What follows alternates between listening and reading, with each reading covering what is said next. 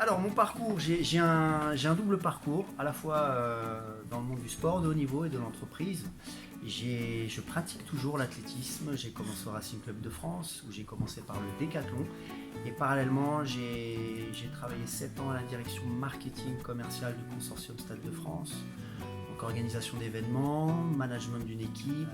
Ensuite, après cela, j'ai travaillé 4 ans dans le développement commercial d'une société de cosmétiques, manucure, pédicure, rien à voir avec le sport.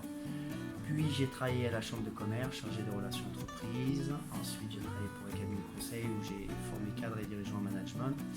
Et finalement je me suis dit que je me sentais un peu mieux dans les formations pour les jeunes, les accompagner, leur transmettre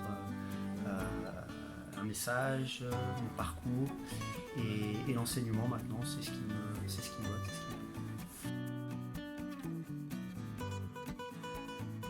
Alors pour la petite histoire, j'ai débuté par le décathlon. Donc le décathlon c'est une des disciplines de l'athlétisme, c'est 10 épreuves en 2 jours.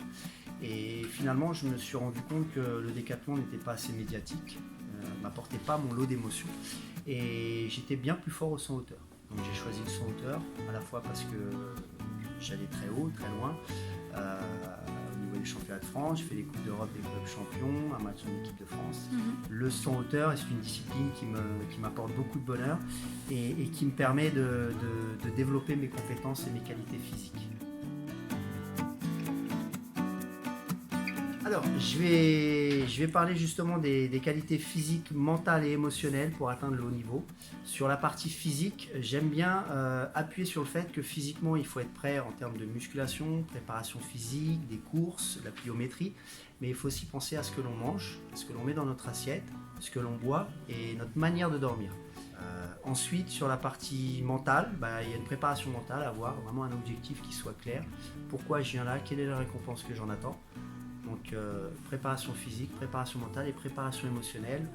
Le saut hauteur est une discipline où on passe par toutes les émotions. Donc il faut se préparer à échouer, surtout que le saut hauteur est la seule discipline au monde où on finit sur un échec.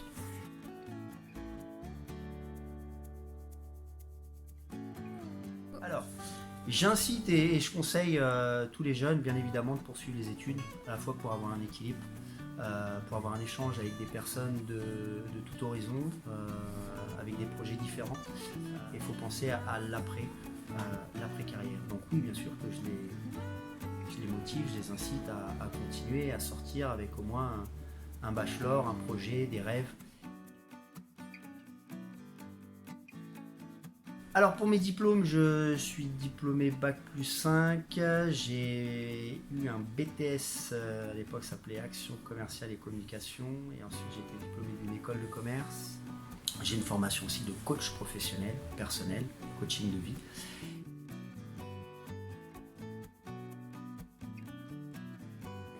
Alors, très important d'avoir des projets, d'avoir des rêves. Se consacrer pleinement à une discipline sportive, c'est bien. Il faut penser aussi à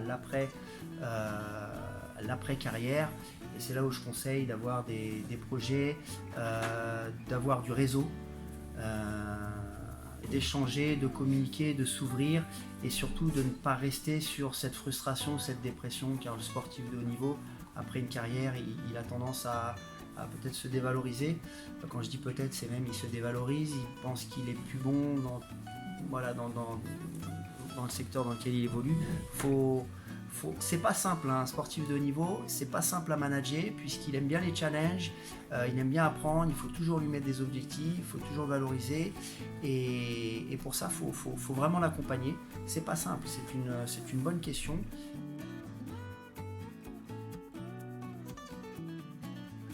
Moi, ce que je leur conseille, c'est toujours rêver et de jouer et de prendre plaisir sur tout ce qu'ils font, de choisir leur métier, d'avoir un objectif, d'avoir un métier qui leur convient, qui corresponde à leurs valeurs, à leurs objectifs et que ça puisse correspondre aussi à leurs attentes. La récompense qu'ils en associent, que ces récompenses puissent être associées à tous les efforts qu'ils ont fournis. Et là, les conseils que je leur donne, c'est de se lancer, c'est d'y aller, c'est de prendre un petit peu de risque, c'est de se faire plaisir et c'est de s'ouvrir au monde, de développer leur réseau et surtout, Win est une école qui a une dynamique sportive. d'utiliser cette force, cette dynamique sportive qui prône des valeurs, qui met en avant des valeurs d'engagement, d'abnégation. Vous avez cette grande force et les futurs étudiants en ligne doivent l'utiliser et doivent se mettre en avant.